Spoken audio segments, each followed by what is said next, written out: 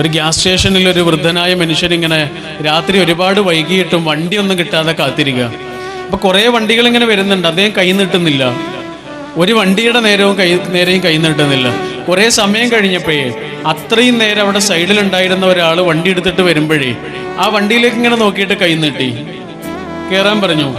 അങ്ങനെ യാത്ര ചെയ്യുന്നതിനിടയിൽ ഈ ഡ്രൈവർ ഈ അച്ഛനോട് ചോദിക്കുകയാണ്, ഈ അപ്പൂപ്പനോട് ചോദിക്കുകയാണ്, കുറേ വണ്ടികൾ വന്നല്ലോ, എന്നിട്ട് ആ വണ്ടികളുടെ നേരെ ഒന്നും കൈ നീട്ടിയില്ലല്ലോ, എന്താ എൻ്റെ നേരെ മാത്രം കൈ നീട്ടാനുള്ള കാരണം?